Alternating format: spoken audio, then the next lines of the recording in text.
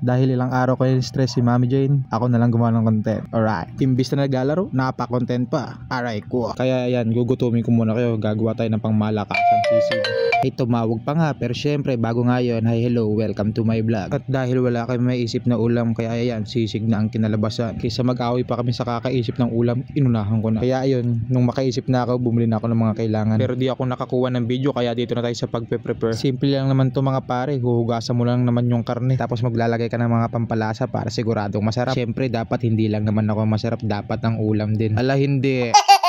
Bumili nga rin pala ako ng kaperasong atay at sinabay ko na rin sa pagpapakulo. At eto na nga, umpisahan na. Buksan ang kawali, painitin ng kalan. At syempre hintayin kumulo ang apoy. Naguluhan kayo no? Basta ayun na yun. Maggagayat na sana ako ng mga kailangan pero biglang kinuha ni Mami J ng camera. Magre-restock lang naman siya ng kaunti kaya pinabayaan ko na. Yan lang naman yung kaligayahan niya. Di ba sa sobrang konti, di man lang inabot ng ilang minuto.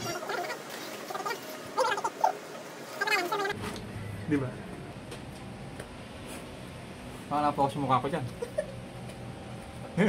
At ayan na nga sa wakas, nakapagayat na ako ng sibuyas, siling green at tagapigaan na rin ng kalamansi yun, nagkamali lang. At nung alam ko ng luto ang atay, inahon ko na sa kahirapan para ipablend kay Mami Jane. Ayusin mo yan dila mo, hilain ko yan.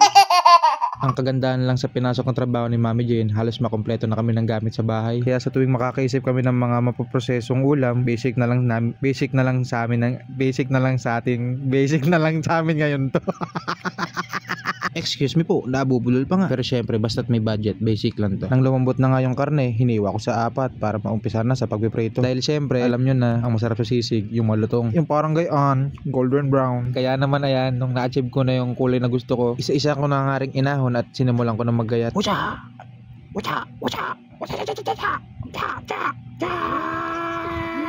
Oh, di ba? Pag ganun-ganon lang natapos na rin ako maggayat. At ayan, ano pa ba ang gagawin? Idi ilagay na ang pinablend na atay. At ayan, konting mekos-mekos na lang mga pare, makakakain na tayo. O siya, pagpasensyahan nyo na nga lang muna kung maiksi ang nagawa kong video. Pangalawang beses ko pa lang naman ito, kaya di pa ako ganun kasanay. Ang importante, mayroon na iambag sa Mami Jane. Dahil alam ko naman na mahirap tong trabaho ng Mami Jane. So, yun lang muna mga pare. Alright!